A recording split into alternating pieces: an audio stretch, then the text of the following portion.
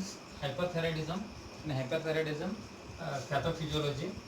सो pathophysiology हमने last class में देखा होगा। सो इसमें क्या होता है, ड्यू टू एटोलॉजिकल फैक्टर से, due to aetiology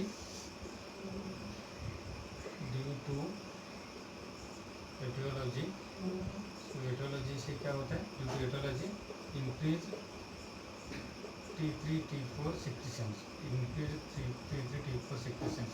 So increase T3 T4 secretion that causes the increased cardiac output. That means that causes the hypertension and heart rate बढ़ावा मिलता है। Okay, increases the heart rate and hypertension. Okay, so T3 T4 level का secretions क्या होता है इसमें ज़्यादा होता है। सो इस तरीके से हार्ट रेट ज़्यादा होता है, हाइपरटेंशन ज़्यादा होता है, ज़्यादा एक्टिव रहते हैं। ओके, और वेट लॉस होता है। इसमें क्यों होता है, क्योंकि हाइपर मेटाबॉलिज्म होता है। जो कैलोरी हम इंटेक करते हैं कंटिन्यू यूज़ होते रहते हैं, जो भी बचता है बॉडी में, सो वेट लॉस होने के चांसेस होता है। सो हाइपो में हमने देखा था, हाइपो में वेट गेन होता है और हाइपोटेंशन होता है। इसमें हाइपरटेंशन, वेट लॉस होता है, डिक्रीज हार्ट रेट होता है हाइपो में, हाइपर में इंक्रीज हार्ट रेट होता है। सो कार्डियक आउटपुट डिक्रीज होता है, इसमें इंक्रीज होता है। इस तरीके से पैथोफिजियोलॉजी है इसका हाइपरथायराइडिज्म का। हमने भी बात करने वाले हैं आगे क्लिनिकल मैनिफेस्टेशंस ऑफ हाइपरथायराइडिज्म का क्लिनिकल सिम्टम्स। ये वन बाय वन हम देखेगा। अभी हाइपो में हमने देखा था, हाइपो में क्लिनिकल सिम्टम्स क्या क्या देखा था। So cold intolerance means already metabolism कम है, इसलिए बॉडी कोल्ड रहता है। कोल्ड को ज़्यादा टाइम सहन नहीं कर पाएगा पेशेंट का हाइपो में। सो हाइपर में क्या होता है, सो हीट इंटॉलरेंस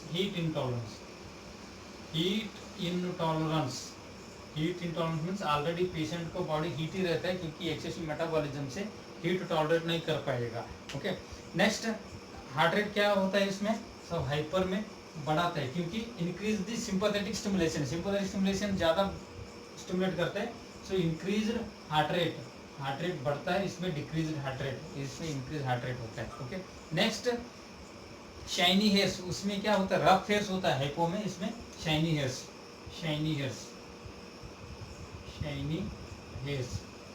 शाइनी दिखने चालू होता है। ओके, नेक्स्ट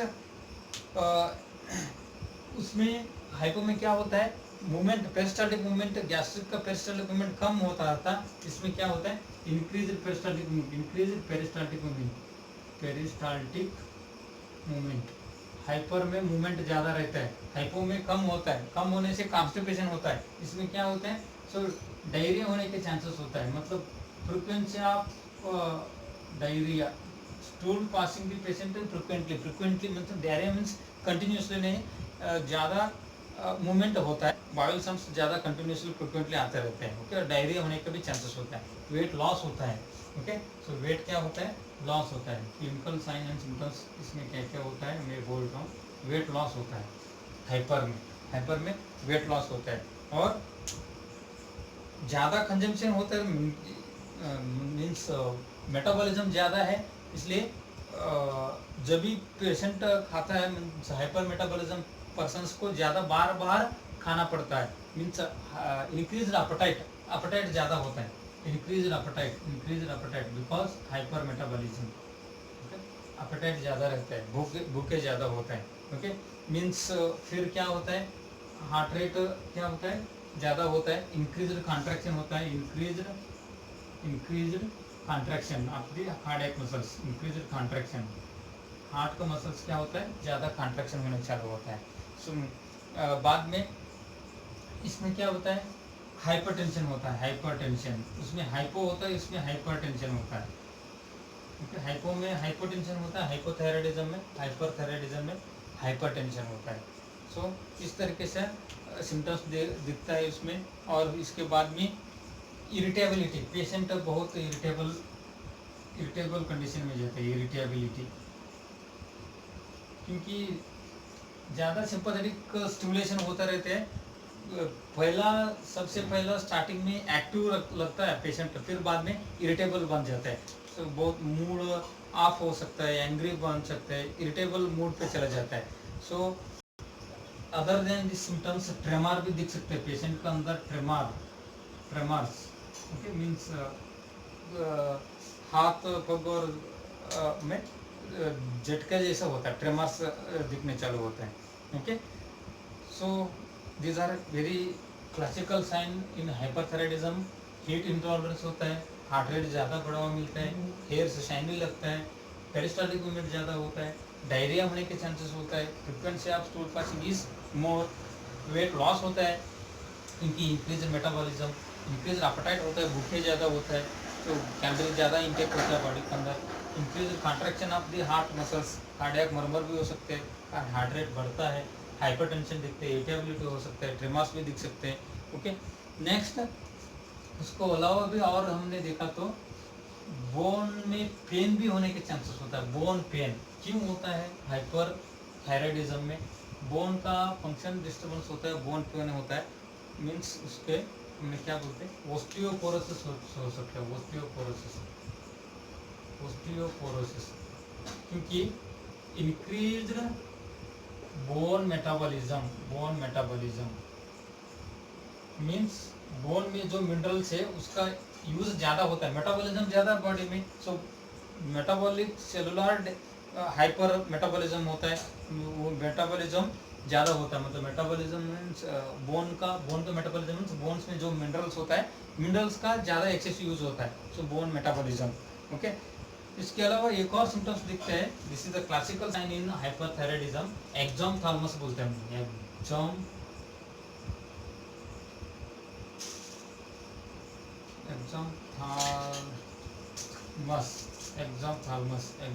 एक्सोथैलेमस मीन्स एक्सोथैलेमस मतलब प्रोट्रूजन ऑफ आई प्रोट्रूजन होता है, protrusion of I.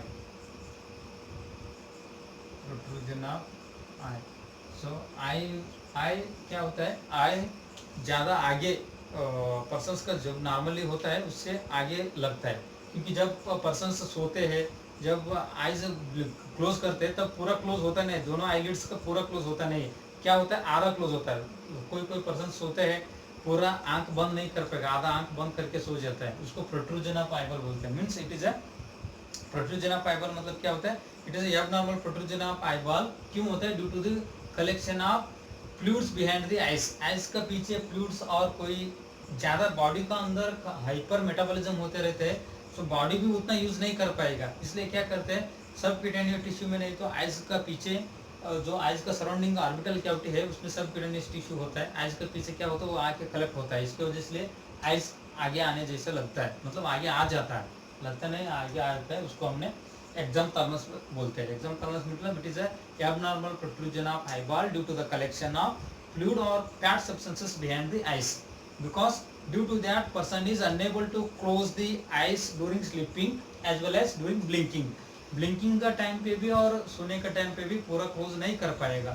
so that's mean due to the drying of conjunctiva, हमने पूरा आंख नहीं बंद किया तो पूरा आंख ड्राई हो जाता है, so ड्राई होने के क्या होता है आंख में इन्फेक्शन बढ़ने के चांसेस होता है, so आइज इन्फेक्शन भी ज़्यादा होता है हाइपरथायराइडिज्म में, वो भी याद रख दीजिए। एक्सोथैलेमस के रीजन को जिसलिए कंजक्टिवाइटिस, ओके केराटाइटिस, इस तरीके से आइज का इन्फेक्शन भी चांसेस होता है हाइपरथायराइडिज्म में, क्योंकि एक्सोथैलेमस की वजह से। So these are the classical sign of hyperthyroidism. Exophthalmos osteoporosis main important है, osteoporosis means hyper mineral metabolism, hyper bone metabolism, so that's causes the osteoporosis. So then the collection of fluids behind the eyes, that is what exophthalmos. tachycardia, cardiac murmur, weight loss, hypertension, shiny hairs, heat intolerance, so these are the classical symptoms of hyperthyroidism. hyperthyroidism का इस तरीके से classical sign दिख सकते हैं। okay, so this is what regarding the sign and symptoms of hyperthyroidism. okay, so next हमने देखने वाला है diagnostic evaluation. so diagnostic evaluation में क्या क्या करते हैं, क्या करने का हाइपरथायराइडिज्म हुई तो डायग्नोस्टिक इवैल्यूएशन में सबसे पहला हमारा तो सबसे पहला है हिस्ट्री कलेक्शन करना है। तो फिजिकल एग्जामिनेशन करना है, एग्जाम कॉलम्स वगैरह है तो ओके। कभी कभी कार्डियोमेगाली हेपेटोमेगाली भी दिखने का चांसेस होता है, क्योंकि हेवी वर्कलोड होने से होता है। इसलिए क्या करना, systematic physical examination from head to examination is very important in the hypothyroidism. History collection करना है, फिजिकल एग्जामिनेशन करना है, सो रूटीन ब्लड इन्वेस्टिगेशन करना है, रूटीन ब्लड इन्वेस्टिगेशन। सो इसके अलावा भी और main important thyroid function test. So thyroid function test में लास्ट प्रीवियस क्लास में हाइपोथायराइडिज्म में मैं बोला था T3 T4 normal value, T3 T4 TSS level का चेक करना बहुत इंपॉर्टेंट है। T3 T4 TSS level okay. इसमें क्या दिखता है, इंक्रीज बढ़ा हुआ हार्मोन्स का लेवल बढ़ा हुआ मिलता है, ज़्यादा मिलता है, क्योंकि हाइपरथायराइडिज्म में है okay. So next radio active iodine reuptake test. Radio active iodine reuptake test hypo में बोला था मैंने, radio active iodine reuptake test. So radioactive iodine reuptake test for thyroid functions और थायराइड स्ट्रक्चर और थायराइड फंक्शन देखने के लिए radioactive iodine test करके चेक करते हैं। आयोडीन 123 आयोडीन 123 करके एक आयोडाइज्ड आयोडीन यूज करता है उसमें okay. Next thyroid scan, thyroid का स्कैन करना भी जरूर है, थायराइड स्कैन, क्योंकि थायराइड हाइपरप्लेजिया हाइपरट्रोफी भी हो सकता है, ग्वाइटर बोला है। So thyroid scan means x ray sonography, कभी कभी MRI आप थायराइड ग्लैंड भी करने का जरूरी होता है ओके। सो इस तरीके से CT scan, computerize sonography, MRI, X ray, ये सपोर्टिव डायग्नोस्टिक इवैल्यूएशन है हाइपरथायराइडिज्म का supportive diagnostic evaluation. This is the diagnostic evaluation of hyperthyroidism. Okay, sign and symptoms diagnostic evaluation हो गया। So अभी हम next देखने वाला है मैनेजमेंट ऑफ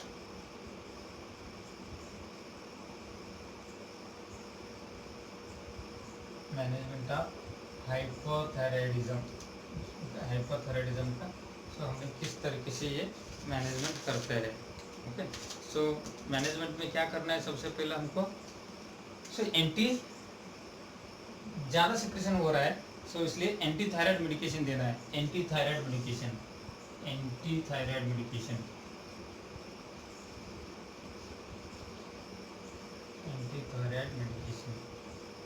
इसमें हमने दिया था हाइपोथायराइडिज्म में।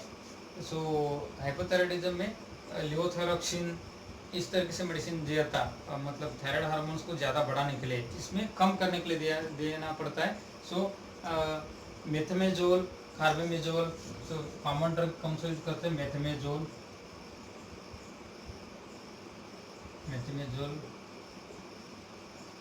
कार्बेमेजोल। Drug of choice is PTU okay. Propyl उसका नाम है propyl थियोयूरोसिल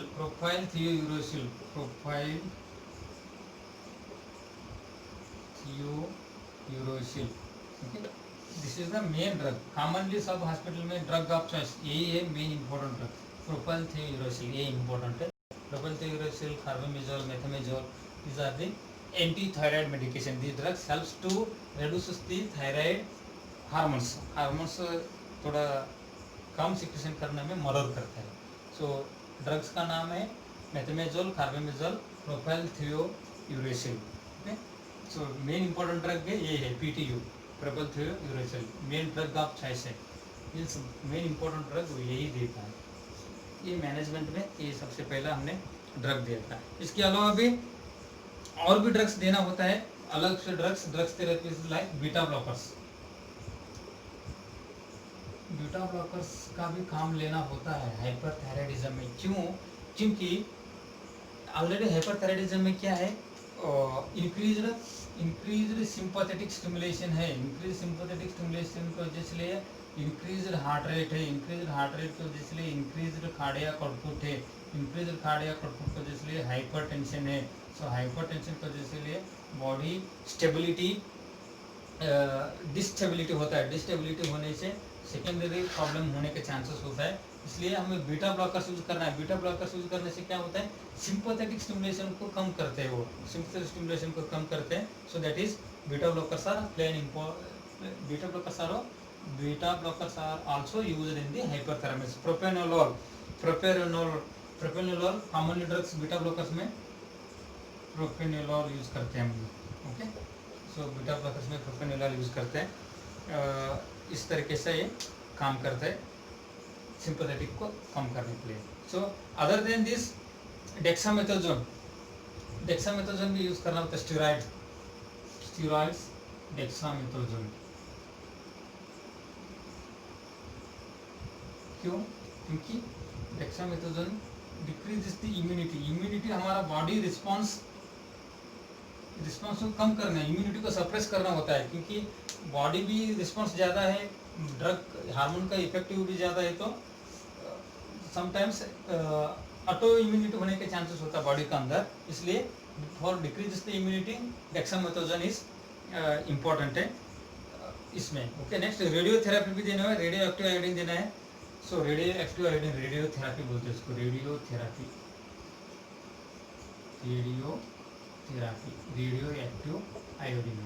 iodine means radio substances होता है, पॉकेट में आता है, that is dissolve in water. सो उसको पीने के लिए बोल देने का, that helps to kill the thyroid cells को किल करता है, थायराइड फंक्शंस को कम करने में मदद करता है। Okay, so this are the radiotherapy. Medical management of hyperthyroidism में इस तरीके से हमने मेडिकल मैनेजमेंट कर सकते हैं। मेडिकल मैनेजमेंट में क्या करते हैं, the most or main important of hyperthyroidism is to reduce the hormone level by the anti-thyroid medications. Okay, methimazole, prothiouracil, and carbimazole. Okay, other than this, for decreases the sympathetic stimulation, so we can use beta blockers, propranolol. Okay, and dexamethasone is also used because this helps to reduce the immunity level, so that prevents the complication of auto antibodies, means autoimmunity.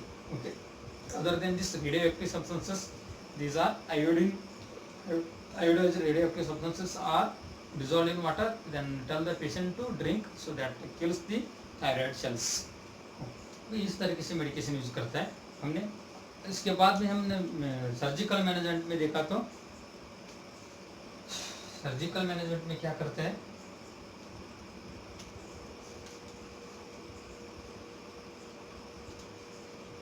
Surgical management में थायराइडोक्टोमी करना है। सब total थायराइडोक्टोमी बोलते हैं हमने, नहीं तो थायराइडोक्टोमी।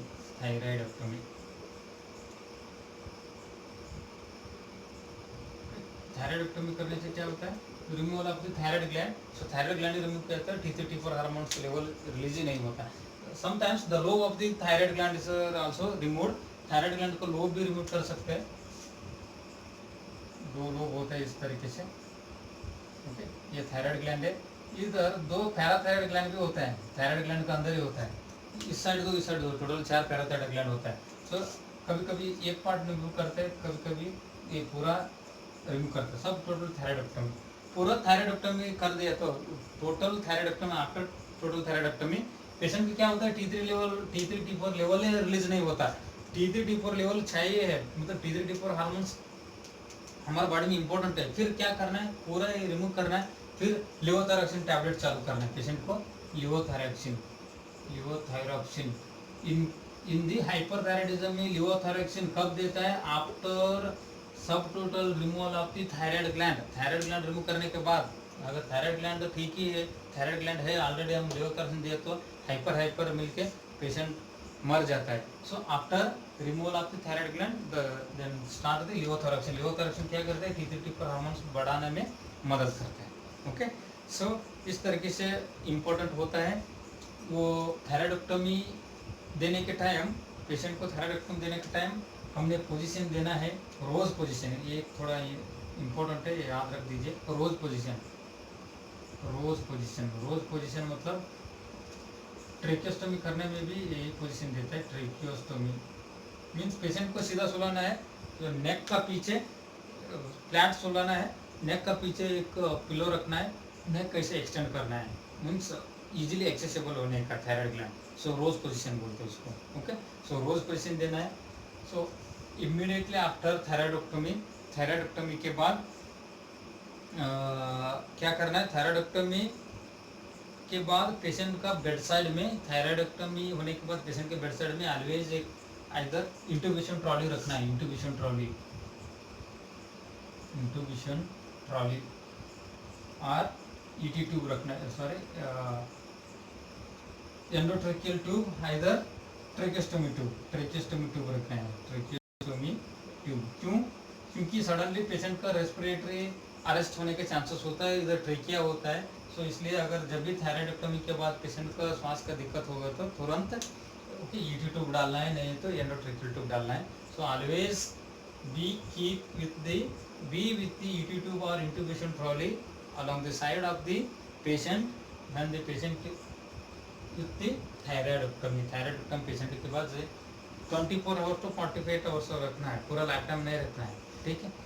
Means ये होने के चांसेस होता है। फिर थायराइडोक्टोमी किया तो, थायराइड ग्लैंड रिमूव किया तो उधर लैरिंजियल नर्व होता है, सो वॉइस बॉक्स होता है। Voice box means nerve, sound production का नर्व भी डैमेज होने का चांसेस होता है, इसलिए परमानेंट उसका पेशेंट का स्पीच भी बंद होने के चांसेस होते हैं। इसलिए इमीडिएटली आफ्टर थायराइडोक्टोमी पेशेंट को हमने स्पीच थेरेपी देना है, पेशेंट को स्टिमुलेट देना है, पेशेंट को बोलने के लिए हमने सबसे पहला, it's most important after thyroidectomy, what is the most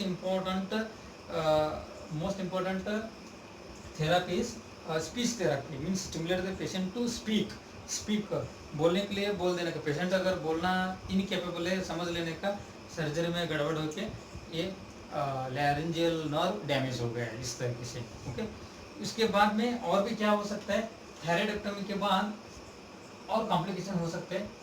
hypocalcaemia हो सकता है, हाइपोकैल्सीमिया, कैल्शियम लेवल बहुत कम होता है। हाइपोकैल्सीमिया क्यों होता है, क्योंकि कैल्शियम लेवल मेंटेन करता है थायराइड ग्लैंड से कैल्सिटोनिन हार्मोन, क्योंकि कैल्सिटोनिन हार्मोन ये थायराइड ग्लैंड से रिलीज होता है। सो ये थायराइड ग्लैंड ही हमने रिव्यू किया, ये कैल्सिटोनिन हार्मोन भी नहीं है।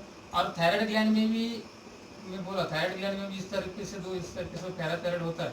ये थायराइड ग्लैंड के साथ पैराथायराइड ग्लैंड भी निकल जाता है, क्योंकि उसके अंदर ही होता है पोस्टीरियर पार्ट में। सो पैराथायराइड हार्मोन और कैल्सिटोनिन दोनों कैल्शियम लेवल को मेंटेन करता है। अगर सर्जरी करके हमने रिमूव किया तो कैल्शियम लेवल कम होता है बॉडी के अंदर। So hypoglycaemia is also one of the most complication after thyroidectomy. So इसके लिए हमने हाइपोक्लाइसेमिया का मेजरमेंट लेना भी बहुत इंपॉर्टेंट है। Okay, thyroidectomy cause laryngeal nerve damage, thyroidectomy cause hypoglycaemia, thyroidectomy cause respiratory arrest. ये तीन चीज़ों बहुत इंपॉर्टेंट है। ओके, अगर हाइपरथायराइडिज्म है, हमने कुछ हॉस्पिटल में दिखाया भी नहीं, सर्जरी भी नहीं किया, मेडिसिन भी नहीं लिया, कुछ भी नहीं लिया, सो उसके लिए बहुत सीरियस कंडीशन होता है, उसको हमने बोलते हैं thyroid storm. Thyroid storm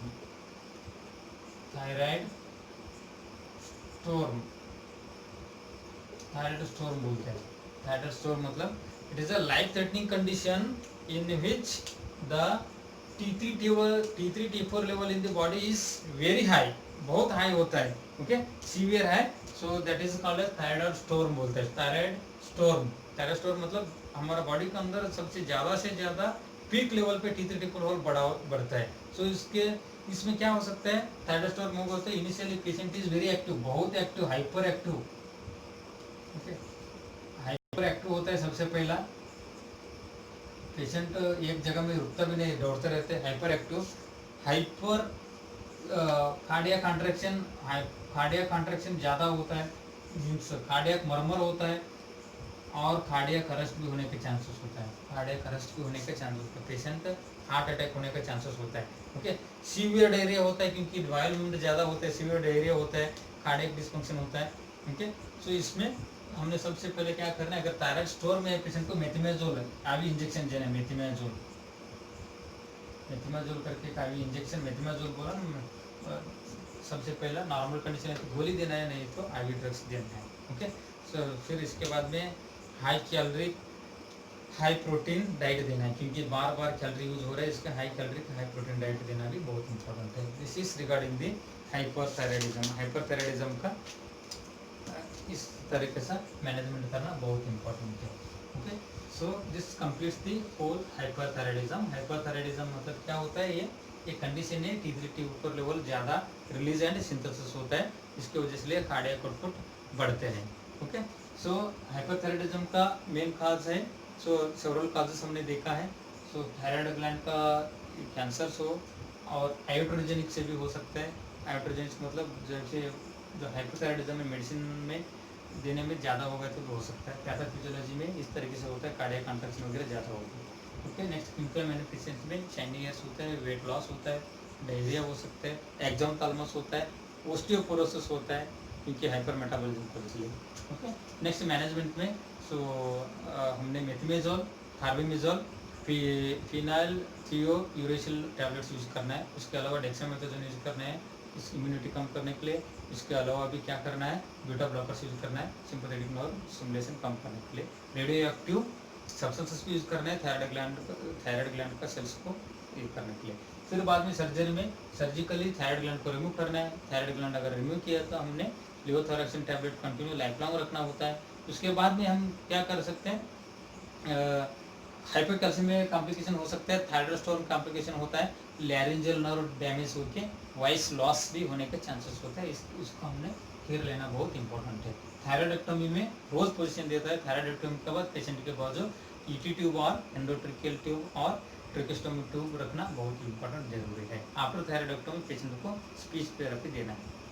this completes the thyroid hyperthyroidism. In next class we will discuss regarding the hyperparathyroidism, either hypoparathyroidism. Thank you very much.